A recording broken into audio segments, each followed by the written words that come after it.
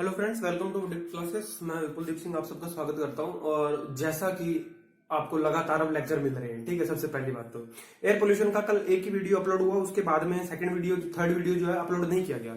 होता यह है कि कुछ अच्छा कंटेंट लाने के लिए थोड़ा सा टाइम लगता है, और इसीलिए मैंने इन्वायरमेंटल वाले जो अपना टॉपिक था इन्वायरमेंटल इंजीनियरिंग वाला, वाटर ट्रीटमेंट की तरह वाला, उसको थोड़ा सा पुश किया ताकि हम आगे पहुंच जाए उसमें भी।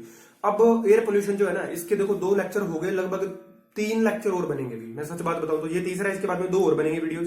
कम से कम तो 5 वीडियोस बनेंगे, क्योंकि भैया टॉपिक बहुत ही इंपॉर्टेंट है और इसके अंदर डेटा बहुत ज्यादा है। और जहां पर आपको डेटा नहीं मिल रहा, आप मत जाओ। मेरी बात सुनो, मैंने आपको पीछे हाइड्रोकार्बन पढ़ाया था। हाइड्रोकार्बन पढ़ के आपकी समझ में आ गया होगा कि बाकी सब जगह पे आप अभी तक क्या पढ़ के आए हो और मैं आपको क्या कंटेंट दे रहा हूं। देखो, मैंने सीधी सी बात आपको बोली थी फर्स्ट वीडियो से लेके आज भी, अगर ये 40 या 45 वीडियो हो गए हैं, इनमें भी ये भैया सबसे अच्छी किताब एसके गर्ग ही है।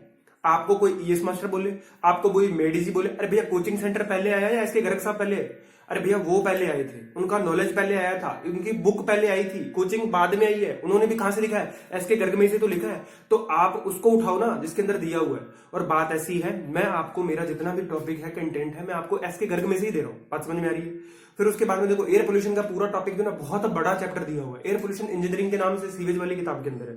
आप पढ़ सकते हो, पढ़ लो। नहीं पढ़ सकते तो मैं आपके लिए मेहनत कर रहा हूं ना। देखो, लाइब्रेरी में ऐसा ही नहीं है कि आप ही 12-14 घंटे बैठ रहे हो, मैं 16 से 18 घंटे बैठ रहा हूं, ठीक है। तो बात ऐसी है, मैं भी उसमें से कंटेंट निकाल के लाता हूं। पहले मुझे खुद पढ़ना पड़ता है कि ये पॉइंट इंपॉर्टेंट है, ये पॉइंट इंपॉर्टेंट है, फिर मैं उसके नोट्स प्रिपेयर करता हूं, फिर मैं आपको प्रिपेयर करने के बाद में यहाँ पे बोर्ड पे डिलीवर करता हूं। बात ऐसी, इतनी मेहनत के बाद में आपको जब एक लेक्चर मिलता है ना, तो उसकी वैल्यू किया करो। ऐसे नहीं कि हाँ ये सर जी क्या पढ़ा दिया, छोड़ो छोड़ो छोड़ो, आगे बढ़ो आगे बढ़ो, ये नहीं होता। आपके फायदे के लिए, मेरे फायदे के लिए नहीं है। मेरे फायदे के लिए तो मैंने पढ़ लिया, ठीक है, दैट्स इट। बात समझ में आ रही है क्या? अगर आप ये सोचो कि अगर आपको एक लेक्चर आप कोई देखते हो, या सपोज दैट मैंने बोला आपको एयर क्वालिटी पैरामीटर वाटर के आप याद कर लो, नहीं होते ना एक बार में याद। लेकिन मेरे दिमाग में देखो कितना डेटा है ना। मेरे को आपसे ज्यादा आगे चलना पड़ रहा है और प्रिपेयर करना पड़ रहा है, चाहे वो डेटा मेरे काम का है चाहे नहीं है, फिर भी मैं याद कर रहा हूं ना। तो बात ऐसी है, अगर देखो मेरा फायदा तभी है जब आप लोगों के सिलेक्शन हो, ठीक है। बात समझ में आ रही है? जब आपके सिलेक्शन होंगे तभी मेरा फायदा। और सिलेक्शन कैसे होगा मुझे पता है। गुमराह करने वाले 10 लोग हैं, सही चीज देने वाला कोई भी नहीं है। देखो, पता कि इंडिया में ना जो कहीं से फ्री में कंटेंट मिलता है ना, उसकी वैल्यू नहीं होती, और यही हो रहा है मेरे साथ, ठीक है। मैं आपको बिना किसी, मैंने आपसे 1 रुपया नहीं मांगा, आपको नोट्स फ्री में मिल रहे हैं। आपको जो भी लेक्चर होता है, कल मैंने नोट्स अपडेट नहीं किए, मैंने जानबूझ के नहीं किए, ठीक है। इसके पीछे भी कारण था कि एक बार कंटेंट जो है ना, आप वीडियो तो देखो कम से कम, आप वीडियो नहीं देखते। हमारी सोच क्या होती है कि हमें पीडीएफ मिल जाए, हमें पीडीएफ मिल गया, हम पीडीएफ का रट्टा मार लेंगे, दैट्स इट, याद हो गया। अरे भैया नहीं होता याद। मेरे को बता दो, अगर कोई कह देना कि हाँ सर सोडियम एल्कलिनिटी वाला जो कॉन्सेप्ट है ना, एल्कलिनिटी और हार्डनेस वाला सोडियम के साथ, अगर वो कॉन्सेप्ट आपके पीडीएफ पढ़ के समझ में आता तो बहुत अच्छी बात है, फिर तो आप पहले से तैयारी किए हुए हो बेशक। और अगर आपके पहली बार पढ़ के समझ में नहीं आता, इसका मतलब ये आपको वीडियो देखने की जरूरत है, ठीक है। इस वीडियो में हम वापस से स्टार्ट करने जा रहे हैं एयर पोल्यूशन का जो टॉपिक जो था हमारा। सबसे पहले रिवाइज करते हैं। पहले वीडियो के अंदर देखो, हमने बेसिक्स ऑफ एयर पोल्यूशन हमने पढ़ा था। वहां पर हमने बात करी थी कि मैन मेड रीजन और दूसरे आपके कौन से होते हैं, नेचुरल रीजन, जिनकी वजह से एयर पोल्यूशन होता है। यहां पर मैंने आपको एक चीज याद करवाई थी कि सॉलिड, लिक्विड और गैस तीनों ही फॉर्म पॉसिबल है पोल्यूटेंट की। बात समझ में आ रही है? प्लस मैंने आपको यहां पर नॉइस भी लिखवाया था, और बिल्कुल जी सही बात है। आप एसके गर्ग का पहला पेज खोल के देख लो, आपको मिलेगा solid, liquid, gas plus noise. देखो, मैं कोई इन्वायरमेंटल इंजीनियरिंग मेरी खुद की नहीं बना रहा, या एयर पोल्यूशन मेरा कोई खुद का नहीं बना के लेके आ रहा, मैं भी किताबों से ही पढ़ा रहा हूं आपको। और मैं तो बता भी रहा हूं कि आप लोग वहां से जाके पढ़ लो, ठीक है। बात यह आती है, यहां पर नॉइस भी ऐड है, और ये पूछा जा सकता है कि नॉइस एयर पोल्यूशन के अंदर या एयर पोल्यूटेंट के अंदर नॉइस आता है या नहीं आता। बिल्कुल जी, नॉइस आती है। ये सबसे पहले हमने पढ़ा।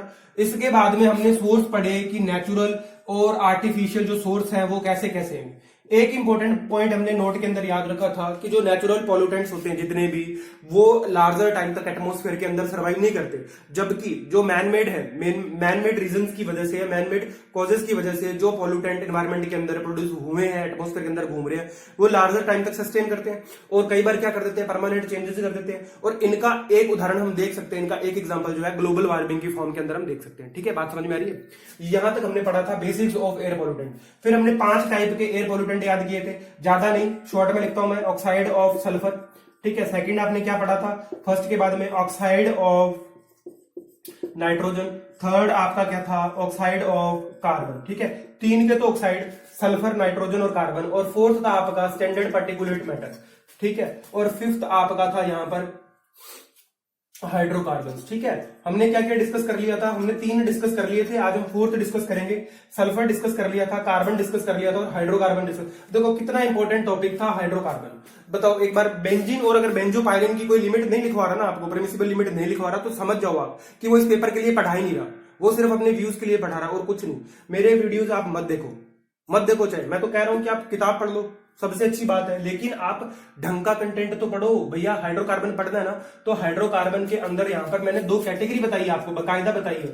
मेरा टारगेट सिर्फ आपको रास्ता दिखाना है, ठीक है। लेकिन अगर आपको लग रहा है कि ये रास्ता सही नहीं है, जो ये बंदा कह रहा है, जो पहली बार आया है, इसका रास्ता सही नहीं है, तो आप कहीं और जाओ, किसी और रास्ते पर जाकर देख लो। वहां से भी आपको कहां आना पड़ेगा, आना तो यहीं पर ही पड़ेगा। बात समझ में आ रही है? आपको पढ़ना तो पड़ेगा भैया, अंदर जाके मेहनत तो करनी पड़ेगी सिलेक्शन लेना। तो एक होते हैं एरोमेटिक और दूसरे होते हैं एलिफेटिक कंपाउंड। बात समझ में आ रही है?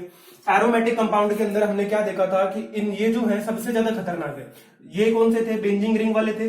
1-2 वीडियोस के अंदर बेंजीन रिंग का काफी जिक्र हुआ है ना, मैंने बैक्टीरिया के अंदर भी बताया था, बायोलॉजिकल वाटर क्वालिटी पैरामीटर के अंदर, कि बेंजीन रिंग को तोड़ना बड़ा मुश्किल होता है। तो इसलिए क्या मैं ये कह सकता हूं कि जो बेंजीन रिंग वाले आपके जितने भी एयर पोल्यूटेंट है, क्या उनका इलाज करना कठिन है? बिल्कुल जी, उनका इलाज करना कठिन है। जब हम पढ़ेंगे ना पोल्यूशन कंट्रोल के अंदर जाएंगे, वहां पर क्या होगा, आपको सबसे ज्यादा दिक्कत इन्हीं के साथ आएगी, इधर वालों के साथ नहीं आएगी। क्योंकि यहां पर देखो क्या है, यहां पर मैंने बोला था ना कि आपके कार्बन वाले जो हैं, एलिफेटिक ग्रुप के, जो कार्बन की चेन वाले आपके पॉल्यूटेंट हैं, वो सारे के सारे वो इजीली कंट्रोल हो जाते हैं, ये नहीं होते।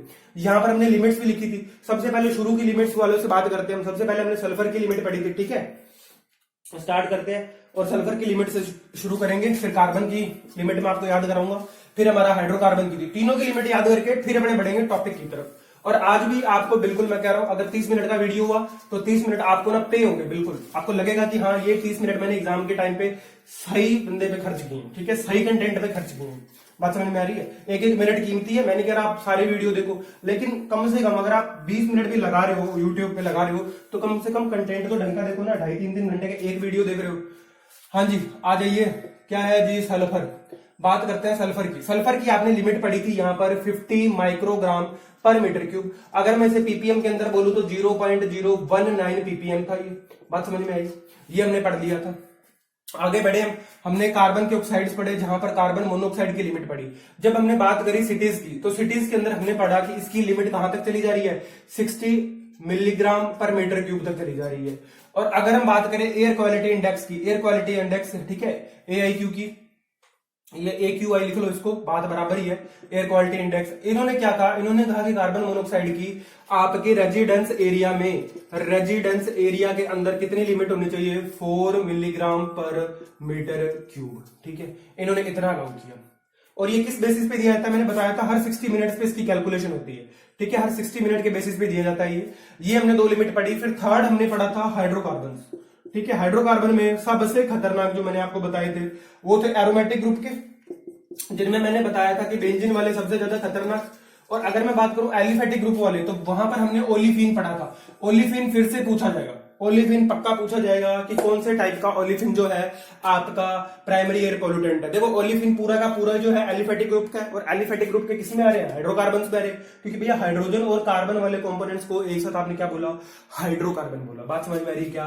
और ये बेंजीन के अंदर आपने 2 पढ़े, एक तो अकेला बेंजीन पढ़ा और दूसरा देखो कौन सा पढ़ा, यहां पढ़ा आपने बेंजोपायरीन, एक तो ये पढ़ा। फिर इसी बेंजीन से आपने एक तो पढ़ा एसी फिनोल्फ्थ्रीलीन, है ना, ये मेरे को आज भी बोलना नहीं आ रहा, काफी बड़ा सारा वर्ड है। फिर इसका आपने एक तो ए वाला पढ़ा और दूसरा एफ, और सेम इसी तरीके से बेंजीन ए और बेंजीन एफ दोनों दिए हुए हैं, ठीक है। ये है फिनोल्फ्थ्रीन,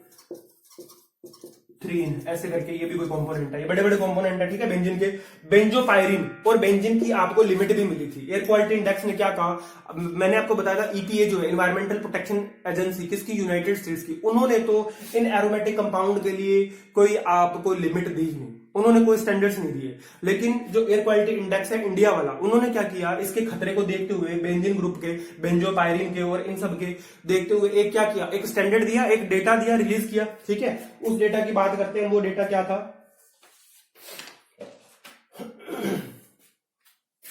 देखो अब ना यहाँ पर जो डेटा है इसके लिए उसकी बात करते हैं और फिर हम आगे बढ़ते हैं हमारे टॉपिक की तरफ, क्योंकि स्टैंडर्ड पार्टिकुलेट मैटर अपने आप में बहुत बड़ा टॉपिक है भैया, बहुत बड़ा टॉपिक है। 10-20 मिनट में खत्म कैसे हो जाता है मुझे ये भी समझ में नहीं आता। देखो बेंजोपायरिन, बेंजीन और बेंजोपायरिन दो की लिमिट मैंने आपको लिखवाई थी। बेंजीन की अगर मैं बात करूं तो मैंने लिखवाई होगी आपको 5, ये लिखवाई होगी microgram per metre cube as per the air quality index, national air quality index अपना इंडिया वाला। और मैंने आपको बेंजोपायरिन की लिमिट भी लिखवाई थी, ठीक है। बात समझ में आ रही है? जो आज ये वीडियो देख रहे हैं ना पहली बार, वो पहले पीछे वाले दोनों वीडियो देखो भैया, तभी समझ में आएगा कि क्या चल रहा है यहाँ पे। बेंजोपायरिन इसकी लिखवाई थी मैंने आपको 1 nanogram per metre cube. As it is रट्टा मार लो, एज इट इज जैसे बताया जा रहा है डेटा का वैसे ही रट्टा मार लो, क्वेश्चन मिलेंगे 101% क्वेश्चन मिलेंगे। बात समझ में आ रही है? आगे बढ़ते हैं, अगला टॉपिक शुरू करते हैं। एक 4-5 लाइनें और आती हैं बीच में। देखो एल्डिहाइड और कीटोन्स पे बात नहीं करी मैंने, फिर भी मैं बता देता हूं आपको। एल्डिहाइड और कीटोन्स जो होते हैं ना, ये क्या होते हैं? Photochemical reaction. जितनी भी फोटोकेमिकल रिएक्शंस है ना, फोटोकेमिकल रिएक्शंस, उनके अंदर क्या होता है? इनका फोटोकेमिकल रिएक्शंस के अंदर, बात समझ में आ रही है? फोटोकेमिकल रिएक्शंस के अंदर इनका ऑक्सीडेशन होता है। अब इनका ऑक्सीडेशन होने से पोल्यूटेंट बन जाते हैं, नए पोल्यूटेंट बन जाते हैं, न्यू पोल्यूटेंट, है ना। और ये कुछ उसी टाइप का काम हो रहा है क्या जैसा हमने बात करी थी सेकेंडरी पोल्यूटेंट की। जब मैंने आपको बताया था कि प्राइमरी पोल्यूटेंट जो होते हैं एनवायरमेंट के अंदर घूम रही वेपर के साथ रिएक्शन करते हैं और नए पोल्यूटेंट बनाते हैं, और उन पोल्यूटेंट को हमने क्या बोला था? सेकेंडरी पोल्यूटेंट बोला था। सेम क्या वैसा ही हो रहा है क्या? एल्डिहाइड और कीटोन क्या कर रहे हैं? फोटोकेमिकल रिएक्शंस कर रहे हैं, ऑक्सीडाइज हो रहे हैं, और ऑक्सीडाइज होने के बाद में वो नए पोल्यूटेंट बना रहे हैं जो कि आपको क्या देते हैं? Irritation of eyes. देखो क्या देता है सबसे ज्यादा? ये इरिटेशन ऑफ आईज। फिर ये क्या देता है? इरिटेशन ऑफ स्किन, तीनों चीजों का इरिटेशन। और फिर देता है लंग्स इरिटेशन, ठीक है। और ये कैंसर भी प्रोड्यूस करते हैं। अब आप पूछोगे कि सर देखो सोर्स सब में सेम है ना। वो ना आपको अगर सोर्स पूछ रहा है ना तो फिर वो अपना टाइम खराब कर रहा है एग्जामिनर। क्यों? क्योंकि देखो मार्क्स इजीली मिलेंगे फिर हमें अगर सोर्स पूछा जाए, क्योंकि सब में सोर्स सेम है। कहीं पे आपने ऑयल रिफाइनरी यहाँ पढ़ा, वहां पे भी ऑयल रिफाइनरी पढ़ लिया, यहाँ पे व्हीकलर, सल्फर और मोनोऑक्साइड जो थे, कार्बन मोनोऑक्साइड, दोनों में आपने पढ़ा व्हीकलर है गैस, ठीक है, दोनों के अंदर पढ़ा। दोनों में आपने अस्थमा पढ़ा, यहाँ पर भी हाइड्रोकार्बन में आप अस्थमा और कार्सिनोजेनिक पढ़ रहे हो, ठीक है। तो वही बात है, कुल मिलाकर सोर्स ना लगभग सबके सेम है। अगर गार्बेज को जला रहे हो तो इंसिनरेशन प्रोसेस हो रही है, वहां से निकल रहा है। इसलिए ना मैं आपको ज्यादा सोर्स बता के आपका टाइम खराब नहीं करना चाहता। मैं आपको ये चीज देना चाहता हूँ, ये चीज देना चाहता हूँ। बेंजीन, बेंजोपायरिन, इनकी लिमिट्स पढ़ो, इनके बारे में अंदर जाके पढ़ो कि पोल्यूटेंट कैसे बटे हुए हैं। सिर्फ हाइड्रोकार्बन कह देना ही खत्म नहीं हो जाता हाइड्रोकार्बन, आगे यहां तक जाना है, यहां तक जाना है इस पेपर के लिए। नेक्स्ट आगे बढ़ते हैं, बात करते हैं स्टैंडर्ड पार्टिकुलेट मैटर की, ठीक है। और आज भी हम स्टैंडर्ड पार्टिकुलेट मैटर को ही स्टडी करेंगे इस एक वीडियो के अंदर। सिर्फ और सिर्फ मैं आपको एसपीएम ही बताऊंगा। क्यों बताऊंगा अकेला एसपीएम? क्योंकि एसपीएम इतना इंपॉर्टेंट है और वो पूछा जाएगा, ठीक है। एयर पोल्यूशन पे ऐसे थोड़ी ना 10-20 क्वेश्चन आएंगे, वो आएंगे तो भैया इतने मार्क्स देके जाएंगे अगर आपने ये वीडियो देखे तो, ठीक है। बात करते हैं स्टैंडर्ड पार्टिकुलेट मैटर की, और ये हमारा 4th टाइप का क्या है? प्राइमरी पोल्यूटेंट है, सस्पेंडेड पार्टिकुलेट मैटर, ठीक है। आपने बहुत सारी वीडियोस पहले भी देख ली, उन्होंने आपको ज्ञान पहले दे दिया होगा, मुझे मालूम है। क्या दिया होगा कि भैया सस्पेंडेड पार्टिकल्स जो होते हैं, जो फ्लोट करते रहते हैं हवा के अंदर, वो सारे के सारे क्या सस्पेंडेड। ये बताने की बजाय मैं आपको ये बता रहा हूं, सस्पेंडेड पार्टिकल्स, वो सारे सस्पेंडेड पार्टिकल्स यहाँ काम के हैं जो क्या है हमारे इन्वायरमेंट के अंदर। बात समझ में आ रही? क्या है? एयर से तो क्या है? लाइटर है, लेकिन फ्लोट कर रहे हैं। एयर से क्या है? लाइट है, तभी तो फ्लोट कर रहे हैं भैया। हवा से क्या है? हल्के, लेकिन फ्लोट करने में मतलब घूमने में क्या है? सक्षम है। उन पार्टिकल्स को आप क्या बोल रहे हो? सस्पेंडेड पार्टिकुलेट मैटर बोल रहे हो। अब ये सस्पेंडेड पार्टिकुलेट मैटर आप कहोगे सर इनकी कितनी फॉर्म पॉसिबल है? तो देखो ये सॉलिड के अंदर भी पॉसिबल है और ये लिक्विड के अंदर भी पॉसिबल है। आपका जो एसपीएम है सॉलिड और लिक्विड दोनों फॉर्म के अंदर पाया जाएगा, और दोनों के अंदर ना आपको दिक्कत देगा। बात समझ में आ रही है? अगर ये लिक्विड फॉर्म के अंदर है तो इसकी पहली कैटेगरी पॉसिबल है मिस्ट, जिसे आप बोलते हो मिस्ट, ठीक है। और सेकंड जो इसकी कैटेगरी है मिस्ट के साथ, वो है फोग, ठीक है, फोग। और अगर आते हैं हम सॉलिड की तरफ, देखो सॉलिड के अंदर भी इसकी कुछ फॉर्म्स पॉसिबल है,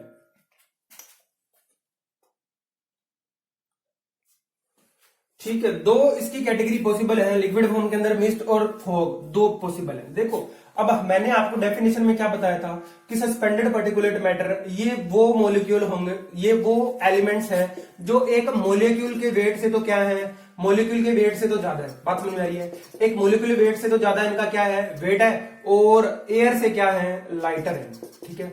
तो ऐसा पार्टिकल क्या रहेगा, सस्पेंडेड फॉर्म के अंदर रहेगा क्या एनवायरमेंट में, बिल्कुल जी।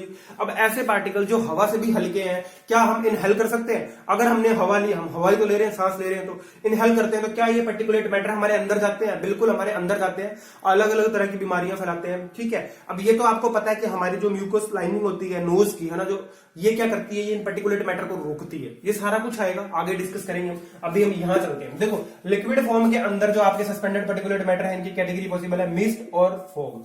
अगर मैं हूं सॉलिड की तरफ, तो यहां पर डस्ट, स्मोक और फ्यूम, तीन फॉर्म यहां पॉसिबल है, ठीक है।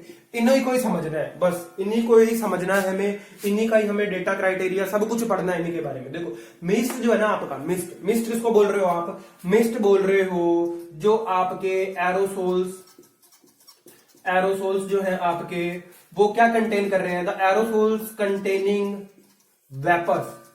बात समझ में आई क्या? इनके पास क्या है, लिक्विड वेपर्स है, या फिर यूं लिख लो वेपर्स और लिख लो लिक्विड वेपर्स। अच्छा जी, यहां पर एक नया वर्ड आ गया, एरोसोल। एरोसोल क्या होता है? देखो, एरोसोल मैंने किसे बोला, ये वही एलिमेंट्स हैं जो मॉलिक्यूल के वेट से तो ज्यादा है और एयर से क्या है, लाइटर है, और हमारे एटमॉस्फेयर के अंदर क्या कर रहे हैं, सस्पेंशन कर रहे हैं, सस्पेंडेड फॉर्म के अंदर क्या हो रहे हैं, फ्लोट हो रहे हैं, घूमते चले रहते हैं, उनको हम क्या बोलते हैं, एरोसोल्स बोलते हैं। आप कहोगे सर इसका मतलब तो पूरा का पूरा सस्पेंडेड पार्टिकुलेट मैटर की जो आपने 5 टाइप का बता दिया, सॉलिड और लिक्विड वाला, पांचों के पांचों ही तो एरोसोल है। बिल्कुल जी, पांचों के पांचों को ही एरोसोल बोला जाएगा। ये सारे के सारे जो आप पांचों टाइप पढ़ रहे हो, इन पांचों को मैं क्या एरोसोल बोलूं तो गलत है क्या? नहीं जी, एरोसोल बोलूं तो ये गलत नहीं है, बिल्कुल सही है, एरोसोल्स ही हैं ये पांचों के पांचों। अब देखो, मिस्ट जो है ना, इनको हम एक एक करके स्टडी करते हैं। मैंने क्या बोला, जो मिस्ट है ना आपका, ये ऐसा एरोसोल्स है जो कंटेन करता है वेपर्स।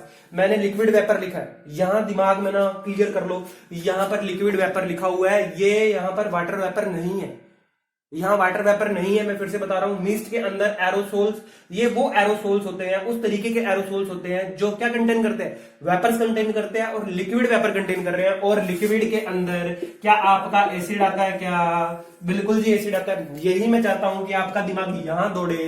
क्यों दौड़े?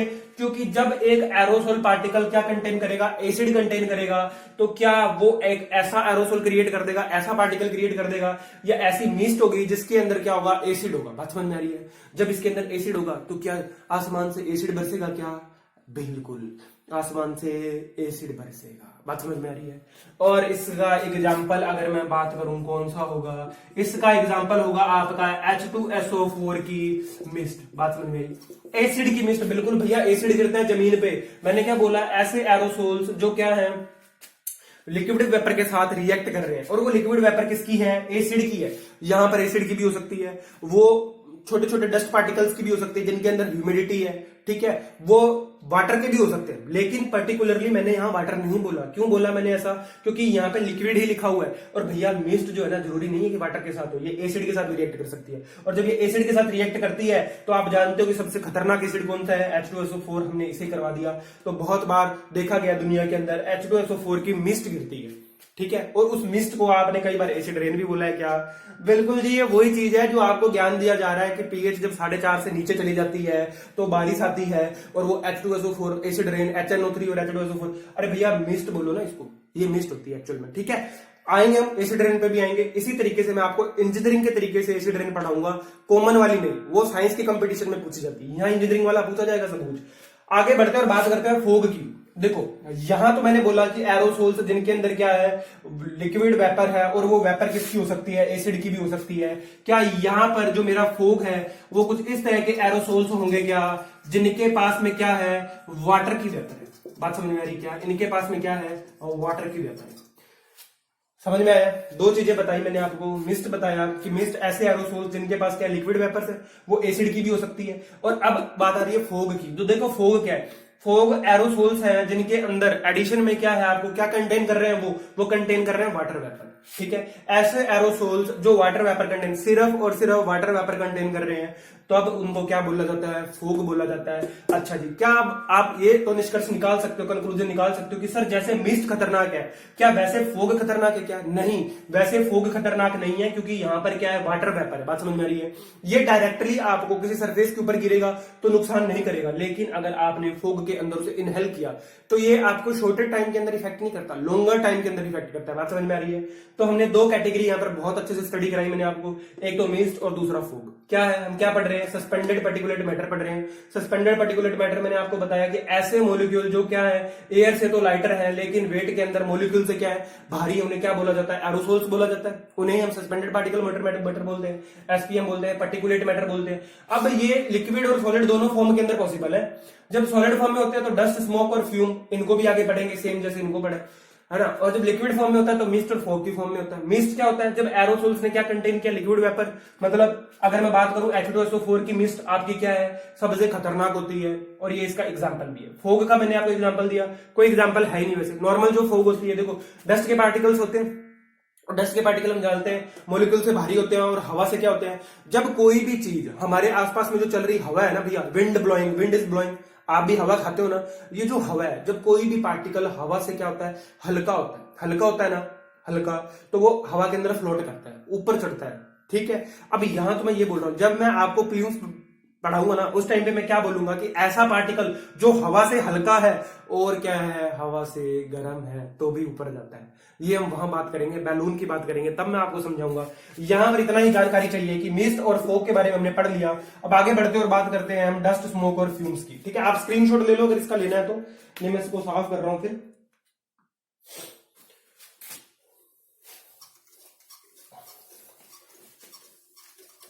ये आपको पढ़ना है, ठीक है, ऐसा पढ़ना है आपको। ये जो कंटेंट मैं आपको डिलीवर कर रहा हूं ना, ऐसा पढ़ना है। वो सोर्स मत याद करो कि हाँ सस्पेंडेड पार्टिकुलेट मैटर आया कहां से, अरे भैया वो सभी जान रहे हैं, वो सबको पता है कि सस्पेंडेड पार्टिकुलेट मैटर कहां से आएगा, आपको भी पता है। ऑयल रिफाइनरी से आएगा, ठीक है, कहां से आएगा, इंसिनरेशन से आएगा, कहां से आएगा, ऐसे प्लांट से आएगा जहां पर ग्राइंडिंग की जा रही है। आ रही है बात समझ में? फ्लाई ऐश वाले प्लांट से आएगा। अरे भैया पार्टिकुलेट मैटर कहां से, फ्लाई ऐश, हर सिविल इंजीनियरिंग का स्टूडेंट जानता है कि फ्लाई ऐश जो पार्टिकल साइज होता है ना भैया, वो क्या होता है, क्या होता है भैया, सीमेंट के आसपास का ही है।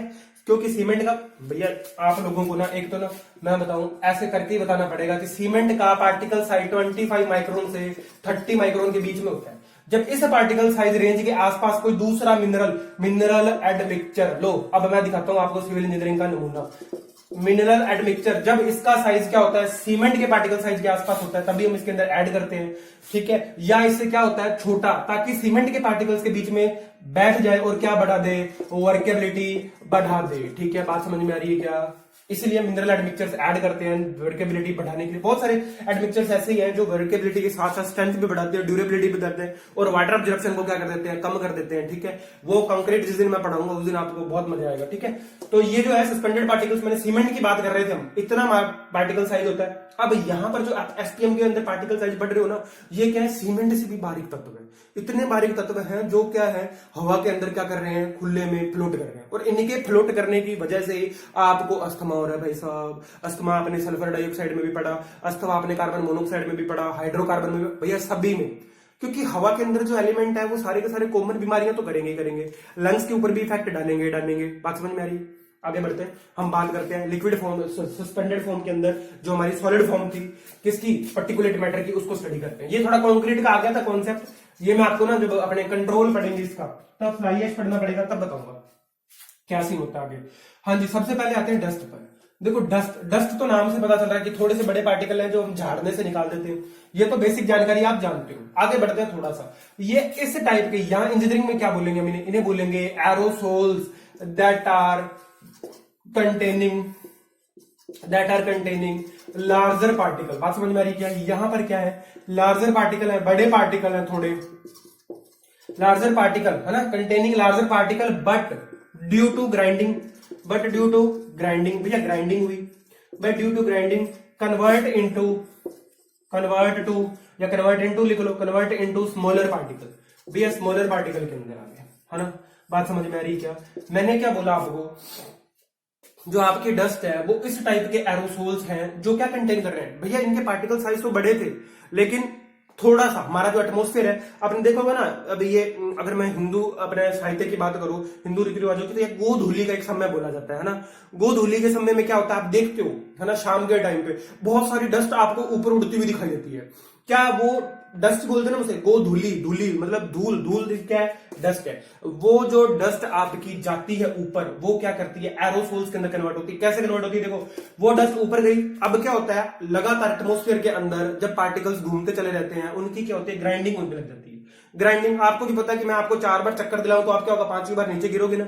सेम यही इनके साथ होता है। इनकी ग्राइंडिंग तब तक होती है जब तक ये इतने छोटे पार्टिकल साइज के अंदर नहीं आ जाते कि ये वापस धरती पर आना चाहे, खुद से आना चाहते हैं। ये कहते हैं हमें ले आओ, हम जाना चाहते हैं, हमें हाथ जोड़ के हमारी रिक्वेस्ट है, हम ऊपर तो आ गए लेकिन हमारी ग्राइंडिंग हो चुकी है, अब हम जाना चाहते हैं। अब भैया यहां से चलेंगे, स्मॉलर पार्टिकल के अंदर कन्वर्ट हो गए, चलेंगे तो वापस कैसे पहुंचेंगे भैया, ये पहुंचेंगे डस्ट स्टॉर्म की फॉर्म के अंदर, डस्ट स्टॉर्म की फॉर्म के अंदर। बात समझ में आ रही है? ये इसका सोर्स बोल लो आप, एग्जाम्पल बोल लो, यही सोर्स मत बोलो, इसको एग्जाम्पल बोल लो। इसका एग्जाम्पल है डस्ट स्टॉर्म। डस्ट स्टॉर्म की फॉर्म के अंदर जो आपके डस्ट पार्टिकल्स हैं बड़े वाले, जो इंटरग्राइंड हुए, ऊपर गए पहले, फिर इंटरग्राइंड हुए, इंटरग्राइंड होकर क्या आए, वापस आए, किसकी फॉर्म के अंदर वापस आए, डस्ट स्टॉर्म की। अरे भैया क्या ये पार्टिकल साइज छोटा है क्या, इतना छोटा है क्या कि आपकी म्यूकस, जो आपकी ये नोज की लाइनिंग है अंदर, ऑयल लाइनिंग है, इससे भी छोटे हैं क्या? अरे भैया देखो, ये भी बताता हूं, 10 माइक्रोन साइज से ऊपर के जितने भी पार्टिकल्स होते हैं ना, उनको तो हमारा ये नाक है ना, नाक ये रोक देता है।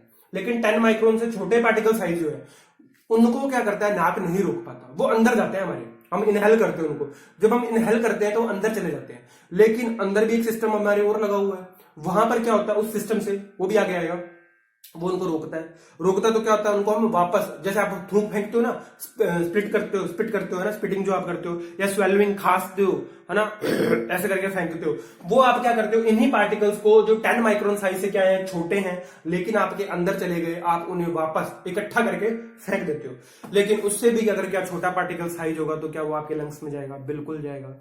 इस प्रोसेस से भी गुजर गया, और आपका जो इकट्ठा करके फेंकने वाला प्रोसेस था उससे भी निकल गया, तो तीसरा कहां पहुंचेगा भैया, लंग्स के अंदर पहुंचेगा, आपके अंगों में पहुंचेगा, उत्तकों में पहुंचेगा, वहां जाकर इकट्ठा होगा और आपको क्या देगा, लंग कैंसर देगा। बात समझ में आई? ये पूरी कहानी मैं आगे बताऊंगा, अभी तो सिर्फ इसका ट्रेलर है, ठीक है। डस्ट पार्टिकल आपने पढ़ा, इंटरग्राइंडिंग होती रहती है पार्टिकल्स की, क्योंकि विंड ब्लो हो रही है, लगातार हवा चल रही है, हवा के अंदर घूमते घूमते डस्ट पार्टिकल क्या हो गए, छोटे हो गए, बिल्कुल फाइन पार्टिकल्स हो गए।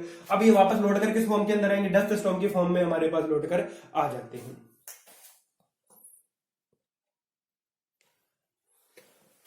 हमने पूरा का पूरा डस्ट के बारे में पढ़ा। अब आगे बढ़ते हैं और बात करते हैं, हम डस्ट से आगे चलते हैं। नेक्स्ट हमारा था स्मोक। स्मोक के बारे में पढ़ते हैं, ठीक है।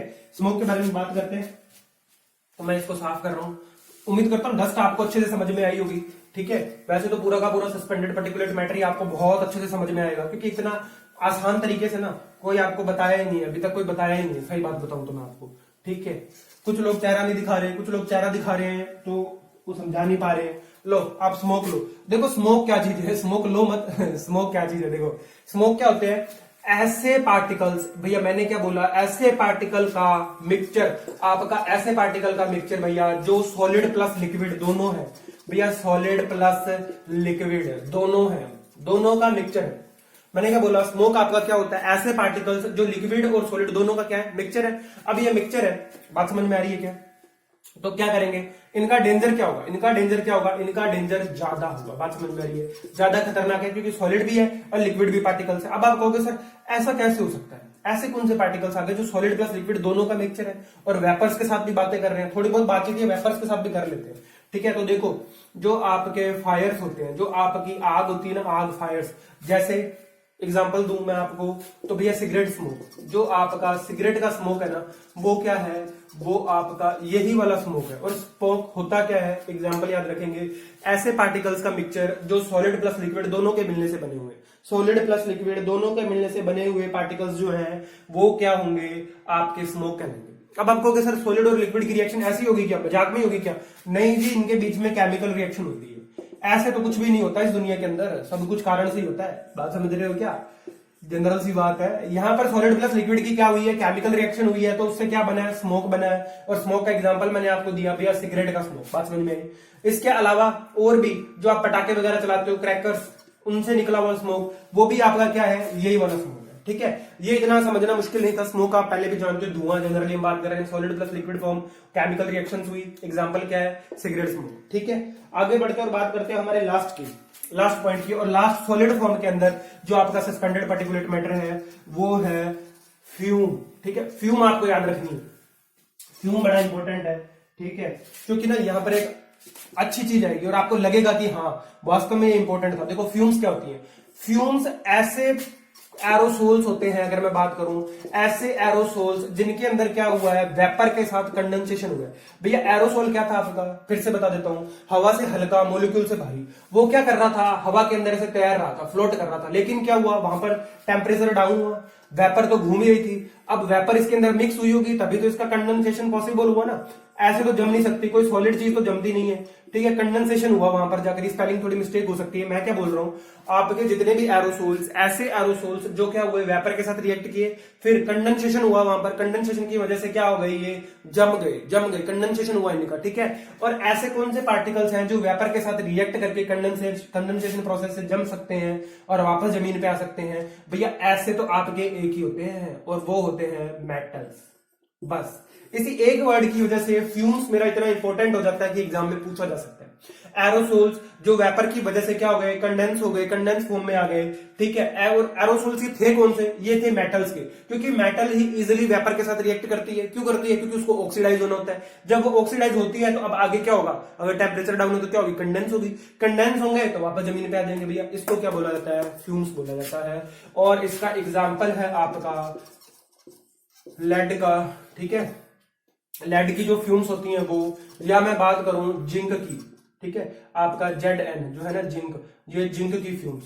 पता है ना आपको, उदयपुर के अंदर अपना जिंक कारखाना है राजस्थान में, है ना, याद रहना चाहिए। कई लोग पूछ रहे सर राजस्थान के हो क्या, देखो राजस्थान के बारे में मेरे को पता काफी है। जिंक का कारखाना उदयपुर के अंदर है। ठीक है, तो वहां पर जो फ्यूम्स निकल रही है उनके अंदर क्या हो रहा है, वो ऊपर गई, मेटल्स थी, मेटल्स ने क्या किया, वेपर के साथ रिएक्ट किया, कंडेंस हुई, वापस जमीन पे आ गई, और हमारे लिए क्या है, बहुत ज्यादा नुकसानदेह। तो पांचों की पांचों फॉर्म जो है सस्पेंडेड पार्टिकुलेट मैटर की हमने यहां पर कंप्लीट कर ली है। अब हम चलते हैं उन चीजों की तरफ जो आपको क्या याद करने हैं, सोर्स क्या है, पार्टिकुलेट मैटर का साइज कैसे लिया जाता है, या किस हिसाब से इनको कैटेगराइज किया गया साइज को। ठीक है, उसके बारे में पढ़ते हैं, आगे चलते हैं। फ्यूम्स के बारे में आपने जाना कि फ्यूम क्या होती है। ठीक है, आप डस्ट के बारे में भी जान गए, आप मिस्ट के बारे में भी जान गए, आप जान गए भैया स्मोक के बारे में। ठीक है, चलिए जी आगे बढ़ते हैं, बात करते हैं एसपीएम जो है ना आपका, इसके देखो सोर्स क्या है। इसके सोर्स की अगर मैं बात करूं तो देखो आपने इंसिनरेशन ऑफ गार्बेज पढ़ा, इंसिनरेशन ऑफ गार्बेज, अगर गार्बेज को जलाया जाएगा तो वहां से भी क्या निकलते हैं, आपके सस्पेंडेड पार्टिकुलेट मैटर निकलते हैं। अगर मैं बोलूं कि क्या इनकम्प्लीट बर्निंग वहां से भी निकलेगा, बिल्कुल निकलेगा। अगर मैं बोलूं रिफाइनरीज, इंडस्ट्रीज, क्या वहां से भी निकलेंगे, क्या वहां से भी निकलेंगे पार्टिकुलेट मैटर। ये तो कोई दिक्कत नहीं है, ये तो सोर्सेस तो आपने स्टडी कर ली होंगी अभी तक। जो चीज स्टडी नहीं करी वो ये है कि अगर 10 माइक्रोन से पार्टिकल साइज ज्यादा होता है तो हमारे नोज की जो म्यूकस लाइनिंग है, mucus lining of our nose, ठीक है, नोज म्यूकस लाइनिंग, इसके अंदर ये पार्टिकल रुक जाता है। ठीक है, हमारे नाक के अंदर रुक जाता है, बालों से रुक जाता है। नाक के अंदर क्या लगे होते हैं, बाल ही तो लगे होते हैं, और बाल क्या फिल्टर है भैया, बाइक में फिल्टर, कार में फिल्टर, हर चीज फिल्टर है ना। वो फिल्टर क्या है, कार की नाक क्या है, उसका फिल्टर, बाइक की नाक क्या है, उसका फिल्टर, और हमारी नाक क्या है, हमारा फिल्टर। ठीक है, ये तो बहुत अच्छा बन गया। 10 माइक्रोन साइज के जो पार्टिकल्स होते हैं वो रुक जाते हैं हमारे नोज से, लेकिन जो इस साइज से क्या है, लेस देन 10 माइक्रोन है, वो हमारे नाक से आगे चले जाते हैं। ठीक है, और वो कहां चले जाते हैं से, फिर हम उन्हें क्या करते हैं, स्प्लिट करते हैं और उनको फेंक देते हैं। बात समझ में आई क्या, थ्रोट के अंदर गए जब 10 माइक्रोन छोटे पार्टिकल्स और निकल गए। लेकिन अगर मैंने बोला आपको पार्टिकल साइज जो है ना, इस बार आपका क्या है, पार्टिकल साइज मैंने आपको दिया 2.5 माइक्रोन। अब बताओ अब कहां जाएगा, 2.5 माइक्रोन दिया मैंने आपको, ना तो ये बहुत नीचे चला गया। ये पार्टिकल्स ना तो आपकी नोज की लाइनिंग से रुकेगा, ना ही आपकी थ्रोट से रुकेगा, ये तो सीधा अटैक करेगा भैया आपके ऊतकों पे, अंगों पे करेगा, लंग्स पे जाके अटैक करेगा, और आपको कौन सा रोग लगाएगा, कैंसर लगा देगा। ठीक है। इन सारी बातों को देखते हुए जो अपना एम्बिएंट एयर क्वालिटी इंडेक्स है ना, नेशनल एयर क्वालिटी इंडेक्स है, उसने क्या बोला, उसने बोला कि वो पार्टिकल साइज जो 10 माइक्रोन से छोटा है या जिसका 10 माइक्रोन साइज है, छोटे वाले तो चलो छोटे वाले तो गए, उनकी तो हम कैटेगरी अलग पढ़ेंगे, लेकिन जिनका साइज 10 माइक्रोन से छोटा है ना, उनके अंदर या जो इनका बराबर 10 माइक्रोन है, उनको रिप्रेजेंट किया जाता है PM10। ठीक है जी, ये कहानी थी, इसलिए मैंने पूरा का पूरा कॉन्सेप्ट ही आपको समझा डाला कि PM10 क्या है, पर्टिकुलेट मैटर 10 बोला जाता है। अगर पर्टिकुलर साइज कितना है 2.5 है तो क्या लिखा जाएगा PM2.5, ये मतलब होता है इनका। फिर क्या लिखा जाता है PM5, मतलब पर्टिकुलर साइज कितना है 5 माइक्रोन। ये सारा याद रखेंगे किस प्रकार से इसको रिप्रेजेंट किया जाता है, PM10, PM2.5, PM5, सबकी लिमिट पढ़ेंगे क्योंकि सबकी लिमिट पूछी जा सकती है।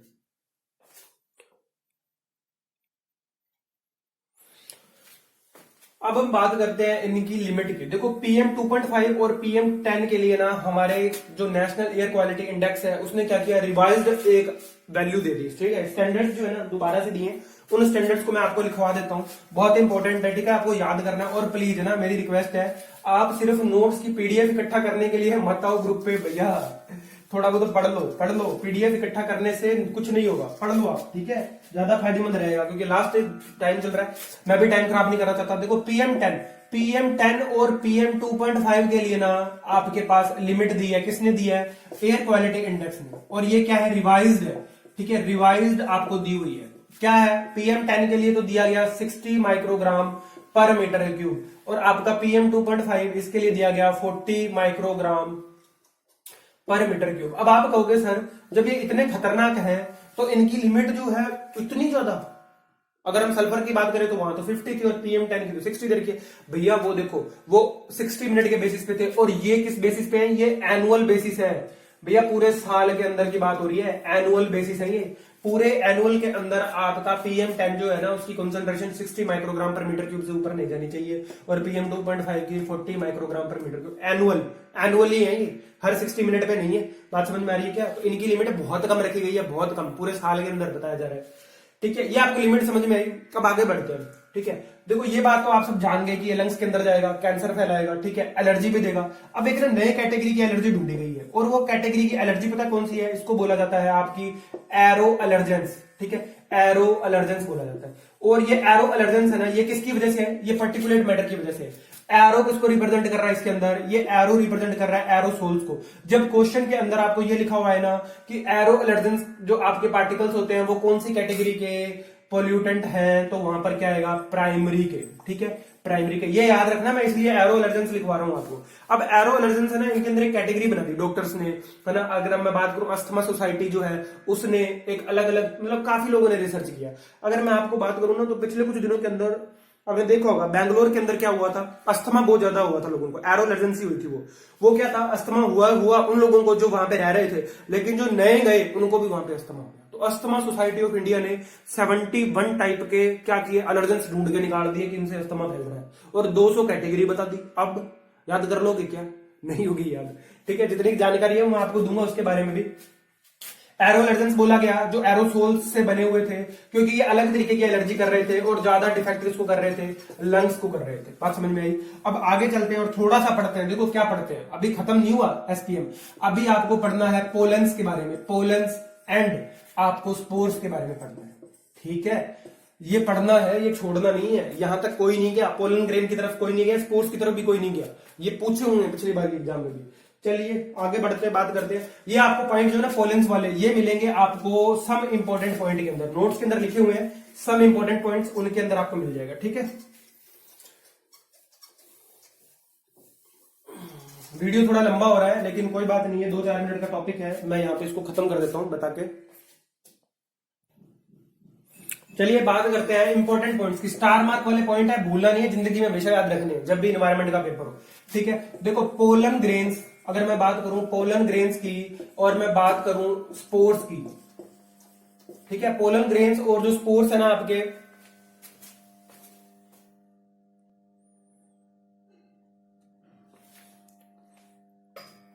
पोलन ग्रेन्स और जो स्पोर्स है ना, ये सबसे वर्स्ट टाइप के, अगर मैं बात करूं सबसे वर्स्ट टाइप के क्या है आपके, ये एलर्जेंस है। बात समझ में आ रही है क्या, एलर्जेंस है सबसे खतरनाक तरीके के। अब देखो नेक्स्ट पॉइंट क्या है, नेक्स्ट पॉइंट ये है आपका ना, एक साइज बताता हूं मैं आपको, इसको बोला जाता है रैगवीड पोलन्स। ठीक है, आपकी इच्छा भैया, आपको यहां तक पढ़ना तो पढ़ो, नहीं पढ़ना तो आप वीडियो को पहले भी बंद कर सकते हैं, मुझे कोई दिक्कत नहीं है। रैगवीड पोलन्स जो होते हैं ना, इनका साइज होता है लगभग 20 माइक्रोन के पास। ठीक है,